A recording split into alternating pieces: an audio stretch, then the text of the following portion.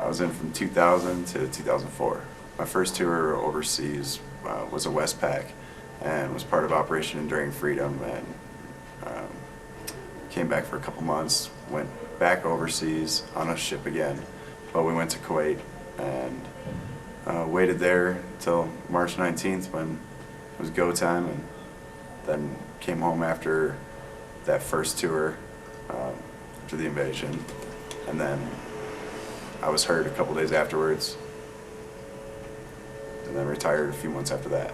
We were heading from San Diego to Camp Pendleton in a truck, and another Marine buddy of mine was driving and fell asleep at the wheel. We rolled down a mountain, actually off of the 5, landing us on Camp Pendleton, right at the entrance there.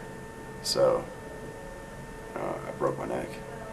I was sleeping in the passenger seat, and I remember waking up for maybe like 30 seconds. I think that was probably as like my lungs were collapsed. You know, we were up.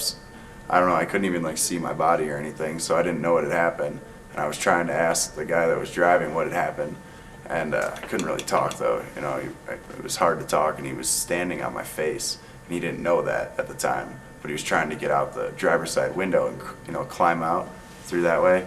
Because when So you were face down, or you were on the we were on bottom? the passenger side, so yeah, I would have been on the bottom, you know, and the driver's side window would have been up in the air.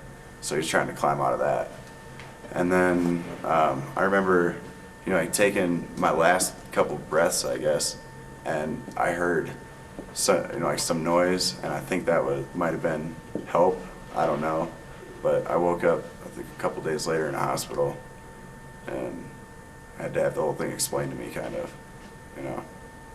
And I do remember though waking up and asking him, you know, what happened. I remember hearing him say that we were in a really bad wreck and he was going to try to get help.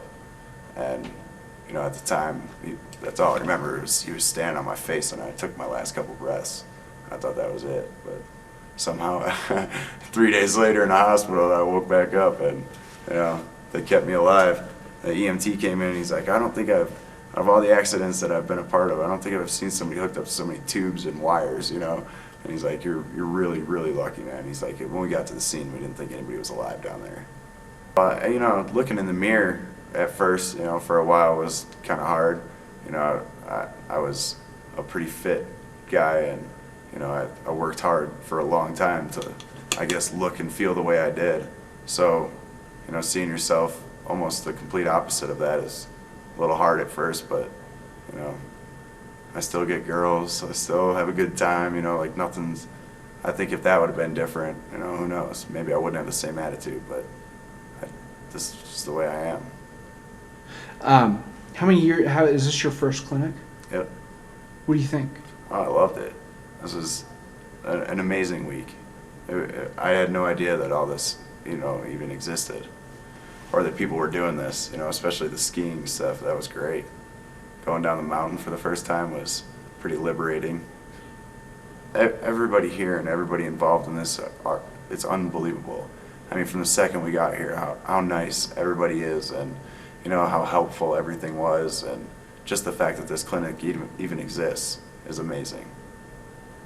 I was really impressed with everything when I got here, and I still am, and I'm having the time of my life. Did you ski before you were hurt? Snowboarded and skied, mostly snowboarding before my accident. And is this the first time you've been able to do that since? Yeah, so it feels pretty good. It's just like, for me, the first time getting on my hand cycle, you know, and going on a bike ride again. I used to ride bikes every day of my life. So getting back on a hand cycle and covering some terrain, you know, that's kind of the same thing here, where you get to go out and do something on your own that you didn't think you were going to be able to do, and cover some terrain. You know, that's not in a wheelchair going 2 miles an hour. You get to cruise and get the wind in your face, get dirty, get wet a little. It's fun.